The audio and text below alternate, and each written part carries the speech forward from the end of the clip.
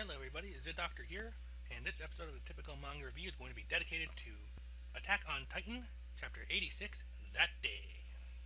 And I'm going to warn everybody now, this chapter is a doozy. This is a biggin. So, a lot of stuff going on here. In fact, I'm almost tempted to just read the whole thing from start to finish just to make it easier, but I'm going to try and stick to the high point and maybe just keep it to the narration that we get on here.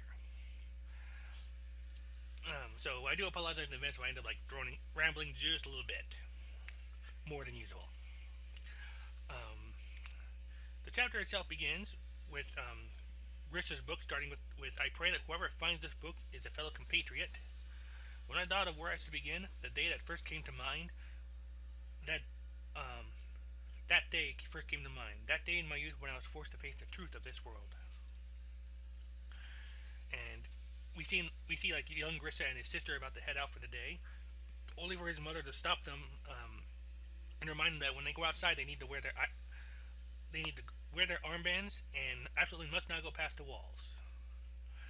And then, as Grisha and his sister are leaving, they're wearing armbands, and between that and the zeppelin in the air, the idea of what's going on here is pretty blatant.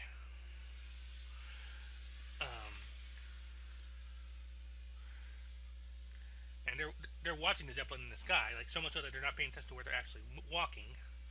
And Grisha explained to his sister like how they're able to fly, like they're full of hydrogen, and batteries are used to power the propeller. And there's probably rich people inside, and the sister wonders if she'll be able to ride a blimp if she becomes rich someday. That's what I say. Like I was trying to say they showed the sister's name earlier. Grisha grabs his sister's arm and kind of charges through a closing gate, presumably passing the very wall he was explicitly ordered not to go past, because that's what the sister is warning him about. As they're walking through the town, they get a very different response when they bump into somebody. Where before, like, it's just like, "Hey, Grisha, watch where you're going." This guy's like, "Move, you vermin!" And they get called a couple of filthy-blooded children. The sister gets worried, but Grisha's like, "You're used to it by now, aren't you?" Right there on the other side of the embankment. Yep. They're watching here. It's like a couple of people there are asking if they came to see the blimp too, but Grisha realizes too late that they're soldiers. He asks them if they're from the internment zone and if they have exit permits, and he doesn't have one.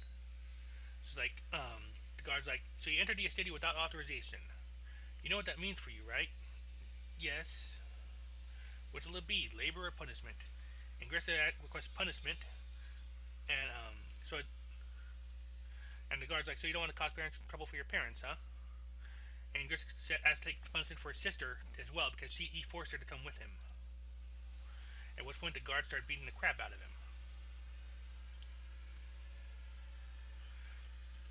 And then another guard's like, "Come on, little girl, let's get you home first."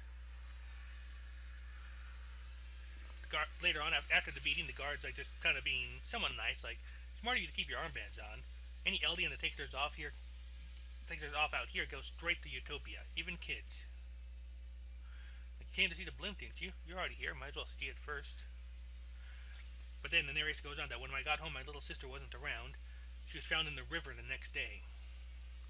I explained time and then we're kind of at the police this time. The officer in charge, like, as I explained time and again, I took her to the border of Liberia and no further. I was busy with work to do.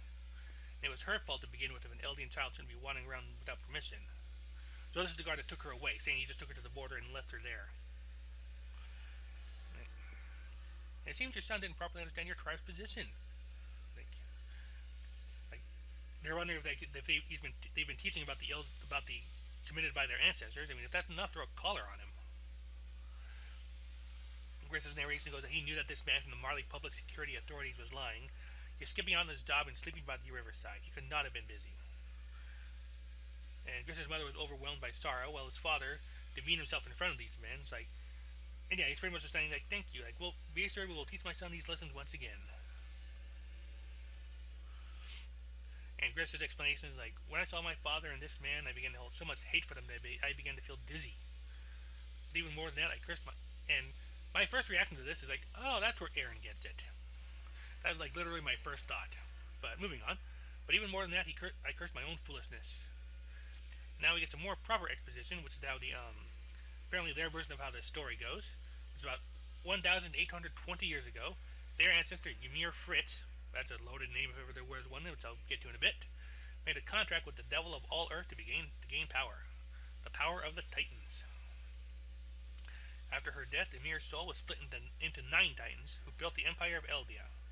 Eldia was a great ancient nation that destroyed Marley and came to rule the continent. But that's when the Dark Ages began. The subjects of Ymir who had gained the power to turn into Titans designated all other people and races as inferior and began to oppress them. They stole away their land, possessions, wiping out many lands entirely. Eldians forced other peoples to have their children so that there would be more subjects of Ymir. Apparently this ethnic cleansing lasted for around 1,700 years.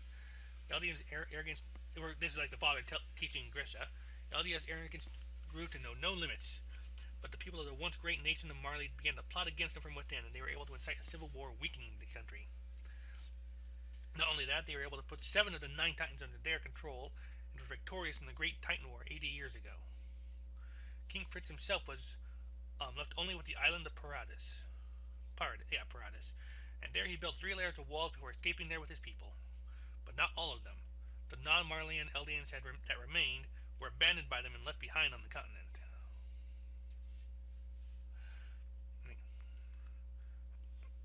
And the father's like, given all that, it wouldn't have been surprising if they decided to eradicate them all.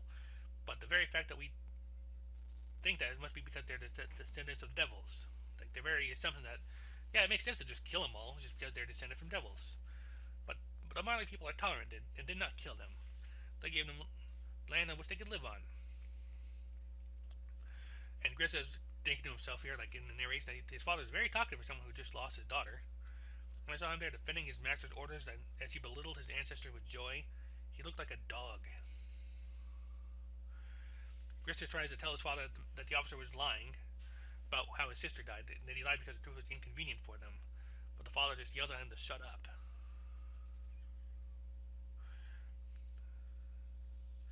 Like he tries to say that he tries to repeat the stuff about their ancestors being evil and the devil's blood goes through their veins. And was like, Chris, like, I didn't do any of that, and neither did Faye. Oh, okay, that's the name, Faye. All we did was walk around town. And Grista's father's like, are you that eager to get sent off to Utopia with us? The Jaeger family distrusts and despises the public security authorities. That's all it would take is a rumor like that, and they would be done for. Like just because they didn't do anything themselves, that doesn't mean that those who were victimized for generations, that doesn't matter to the people who were victimized all this time.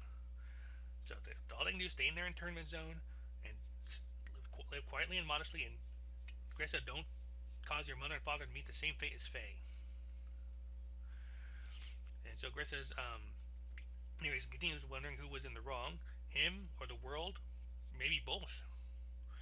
He was foolish and arrogant, and the world was unfair and mad. He goes on, I discovered my own path when I was 18, just as I was beginning to take over my father's clinic, indifferent to it all. And we see him caring for a man who's got a cross-shaped scar on his shoulder, and the man says that it's proof that he's a fellow compatriot. And he actually asks Grista, your little sister was killed by the man in the Marley authorities. We have an informant inside that government. Basically, he tells Grista that his sister was killed by the man who took her away. And if he agrees to help, they'll tell him more. And apparently, he was like a tempting target because he worked in the field of medicine and had a strong hatred of the Marley government. The underground anti-government establishment group, called the Eldia Restorationists, took note of these points and recruited him. And we learned the truth of what happened to his sister. He made a vow to himself that he'd teach them who the true devils were. What their ancestors had done was right. And if we wanted to set the world right once more, we had to bring Eldia back to power. And we see in the flashback here where, as not only along with Grista cutting a cross-shaped scar into himself, but we also see the sister apparently getting attacked by dogs, which are being held by officers, or at least held by men while an officer watches on. Their informant inside the government was called simply the Owl, and they guided the restorationists without ever showing themselves. They supplied them with weapons, funds, historical documents that Eldians in those days no longer knew about. And apparently the truth of it was that Their ancestor Ymir awakened the power of the Titans, cultivated the wastelands, built the roads, and constructed bridges between the mountains. In other words, it was wealth that our ancestor Ymir brought to mankind. She enriched the people and developed this continent.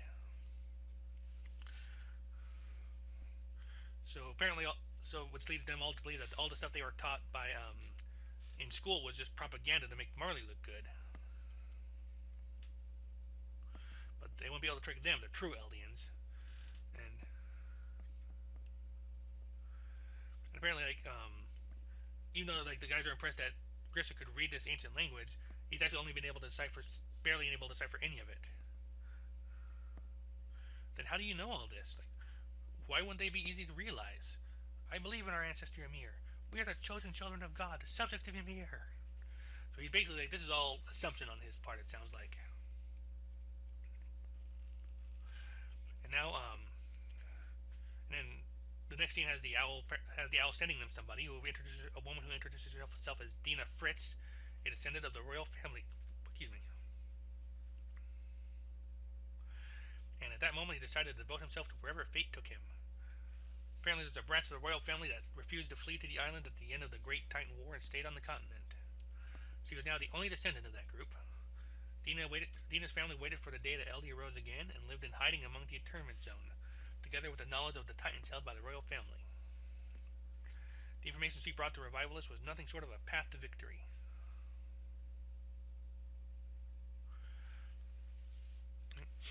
And apparently that the key to and they come to believe that the key to Eldia's restoration is in what's called the Founding Titan, which King Fritz took with him inside the walls. The Founding Titan has the ability to rule and control all the other Titans. If we can only get our hands on it, we'll be able to destroy Marley once more. But then they wonder that if King Fritz has that kind of absolute power, why did he run to the island? Dina explains that he refused to fight. That the Great Titan War began in the first place when the 145th King inherited the Founding Titan. Until then, the houses that split the 8 Titans had been locked in constant conflict for generations. Yet the balance was kept in Eldia through the royal family's presenting of the Founding Titan. But the 145th King just abandoned those duties and moved the capital to a remote island. Our capital could not agree with that, and they parted ways. In these pitiful days we've been made to suffer all started when the king turned away from conflict. This leaves everybody wondering, and Grisha declares, let's fight. It's clear what we have to do. We'll take back the Founding Titan from the king who abandoned us and fled inside those walls. And we'll offer it to the true royal family, the line that stayed behind on this continent for our sake, the Eldian people. Yeah, so Grisha basically given a very motivating speech, and apparently he and Dina Fritz were married the next year and blessed with a baby boy. That boy's name was Zeke, which Grisha declares is a child with royal blood. I'm sure he'll one day lead us to victory. And as time went on, let's see here. And as time went on, a turning point came for the restorationists, and because apparently the military declares that the Marley government has decided to gather warriors of Marley from the subject of Ymir. We have received a proclamation from King Fritz that the incarnation of evil who fled to the island claimed that soon Eldia would rule the world and once again control the continent through a reign of terror. They had to smash the despicable ambitions of his to pieces, and that they will spend years selecting warriors from the internment zones around the continent. Healthy boys and girls from ages 5 to 7 will be gathered as potential warriors, and only a small few will become those chosen warriors. Will become those chosen warriors. For these warriors, they must be worthy of inheriting the 7 Titans now under the Marley government's control. The families of these chosen warriors will be given the title of honorary Marleyans, and we will ensure their freedom from within this country. So, Eldians, it's time to show your allegiance to us. Now they're wondering if something happened, like did King Fritz declare war?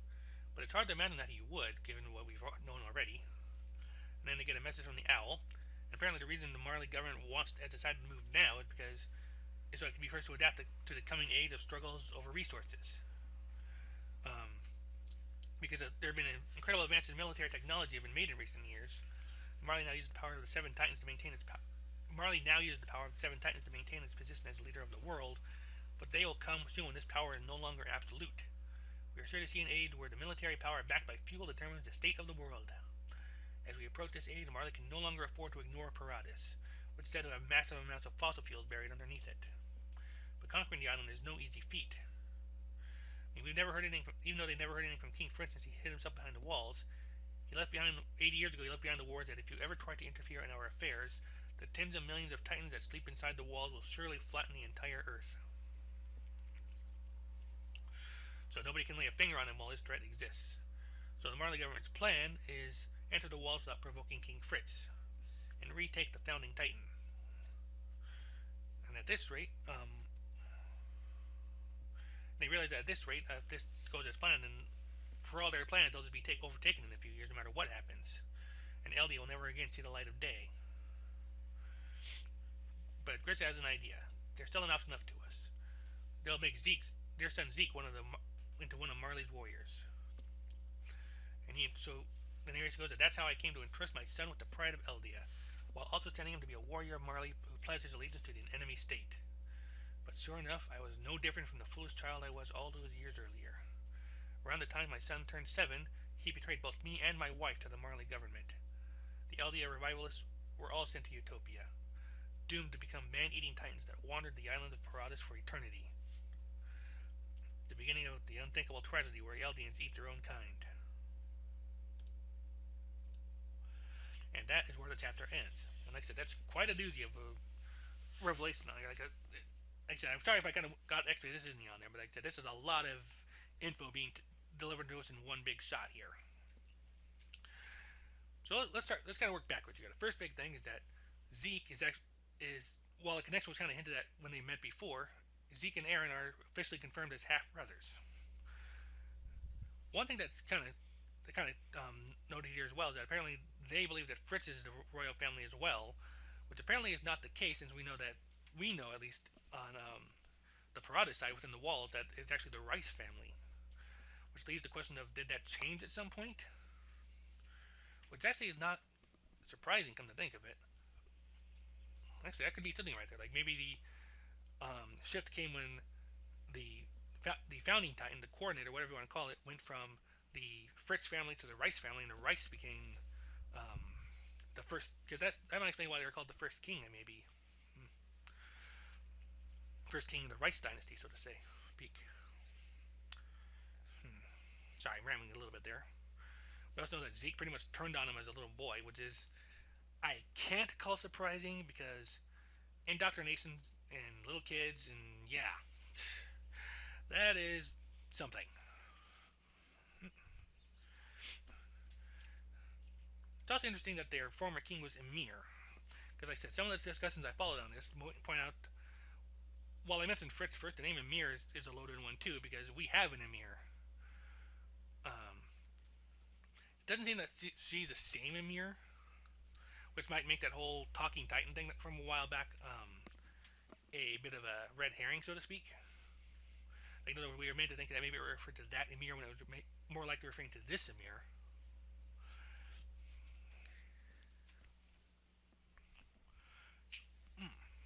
Okay, sorry, I just had a bit of a dot on something here, but I'll get to that in a second. One thing that struck me here is that they are specifically giving the Titans to Eldians on here as we got along, as we got to the end of the chapter. And that made me wonder. Well, at first, maybe just because that way, because the Eldians can more effectively infiltrate the walls and get in there. But I wonder if there's something more to it. Is it possible maybe that only Eldians can take Titan power? Like something about their race or their kind is the only, something about them is the only thing that can actually become a Titan. That'd be something to see for sure. We also kind of see that. I think when we saw like Zeke, I think we also like the part where that photograph was taken. But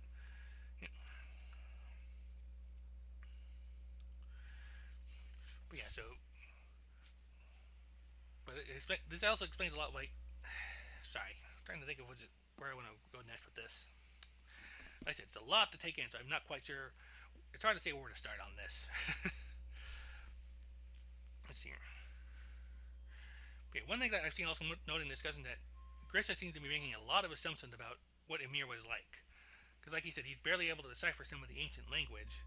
And then from there, he just seems to assume that Emir was a great person. He or she built the roads, she built the cities, he brought a civilization. And everything else is just propaganda. I have a very knowing how this series has been so far, that is not things are not going to be that simple. And also going back to the scene where Grissa joins the group and we see a flashback of the sister. Typical manga fan did, while he's not able to be part interviews directly, he did tweet out that this was kind of a gruesome way to see a kid die, and that's kind of one of the things was that might be one of the things that like be a bit be a big ding thing. Like he has certain things that he does not like in the series, and that was one of them.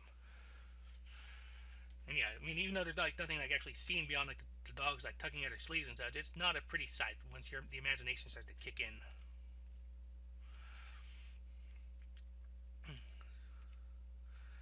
It's actually kind of sad though when you get back to Gris's childhood, like when you see the father, like his father, basically just repeating the lies over and the propaganda over and over, just to probably as much to keep themselves as alive as much as Grisha. But still, it's kind of a thing. And like I said at the beginning of this whole thing, the moment you see people in armbands, 1930s esque, 1930s esque environments, and glimpse in the sky, you pretty much know where they're going with this. I mean, this is definitely like Jewish ghetto imagery. That was my. I mean, this and all the everything we're seeing before. Like the officers even kind of look like Nazi uniforms the way they're dressed. So yeah, it's pretty crazy stuff here. Like it's no wonder like Grista grows to hate everything so much after what he experiences right there. And like I said before, like I said at the beginning, that's pretty much where Aaron gets it.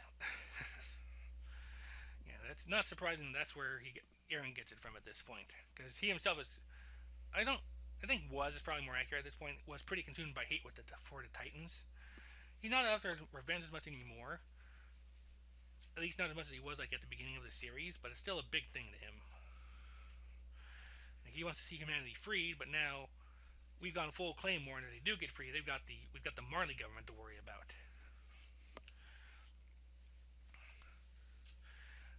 And I didn't catch it the first time I read through the chapter, but I did this time. They point out that Utopia is like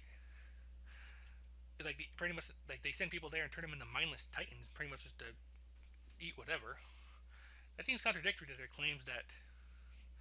It seems kind of contradictory though if you stop and think about it, because it seems like if Fritz's threat was that he would unleash the Titans on the world, and he has the power to control the Titans, why are you giving him more Titans? Hmm. Yeah, there's definitely something more going on here. What it is, I have no idea yet, but there's. I almost wonder, despite if the end of the series, one way or another, we might end up seeing like all the Titans like either destroyed or depowered. That seems to be a kind of what we're. That seems to be like a possible ending point here for all this. Like that was one that I had right off the bat because, but it wouldn't really solve anything, or at least it would even put the good guys in an even worse position because more than Marley, their fighting power relies on the Titans. Alternatively, we might start to see the Titans like the Titan shifter powers go from one to the other.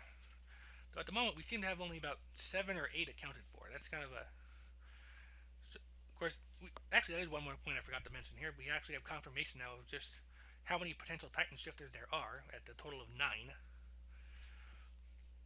Of course, and when I thought about it, and looking at discussions, we seem to have about 7 or 8 accounted for. I mean, there's Aaron, obviously, and there's Berthold and Reiner, though now I suppose that would be Armin and Reiner. Annie, Ymir, who got her power from Reiner, Berthold, and Annie's fourth companion. Let's see here. Zeke, and presumably the Pack Mule Titan. Whatever the deal is with him. He doesn't seem like a very powerful fighter, but at the same time, he does seem to be. He's able to speak. He acts like a subordinate to Zeke, so we can probably presume there's some kind of shifting power going on there. People have called Grisha Titan Shifter, which I didn't think was the case at first, because I had always kind of interpreted the scene where she gets the power and gives it to Aaron to be like he took the Titan serum and became a Titan at that moment for the express purpose of eating Frida. But then it's pointed out to me, and I have not gone back to check yet. So, I mean, if I'm mistaken about any of this, feel free to let me know. But apparently, he actually did like do the bite yourself to transform thing even before all that happened. Um, which could mean that which could potentially mean that there are the power of two Titans within Eren, like not just the the coordinate or the founding Titan, which I presume is the founding Titan, but something else entirely, whatever Grisha had. That could be 8, but it's still a matter of number 9. So, and now actually, since I'm thinking about the possibility of more than one Titan in one person, I wonder what would happen if one person ate all the other Titan shifters. That doesn't seem likely right now, because that would involve, at least not for the good guys, because that would involve Eren eating Armin, or vice versa, which is not going to happen anytime soon. Sort of some desperate measure. But if some bad guy gets that idea, eats Armin, and then leaves it to Eren, that could work. And then that could create a whole new problem. If all of those Titans in one person kind of creates like a brand new Ymir Fritz. And that brings up a whole question. That's giving me a whole other question. Alright, I am definitely rambling now, but at least it's kind of constructive rambling, I hope. But that does give me like a whole new thought here, which is that Ymir, when they talk about the first king before, were they talking about the first Rice king? Or were they possibly talking about the original Ymir? That's an interesting possibility there too. And it also brings the fact that Ymir and Historia met like a whole new meaning when you stop and think about it. Wonder if there's anything to that. Like Historia and Ymir meeting is going to be like play out in some way because of. I mean, we obviously the fact that they're friends and close are going to play out in some way, but what if this is our lead and how it's going to actually play out in general? There's definitely some potential here for that. Alright, I'm going to stop rambling here at this point because I think I've kind of droned on enough and my throat's getting a little parched with all the talking. Sorry.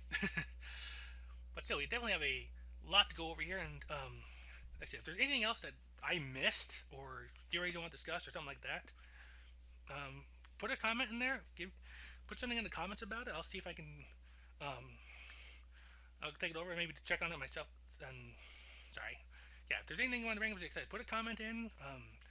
Hit me up at sgamer82 on Twitter or anything of the sort like that. And like I said, if there's anything I really made, I'll try and reply. Or if there's a lot of it or something significant enough that I think is significant enough, I may even do like a whole other video just to kind of go into theories a little bit on this. But in the meantime, that has been this review of Attack on Titan, Chapter 86, That Day. And until next month's chapter, have a good time.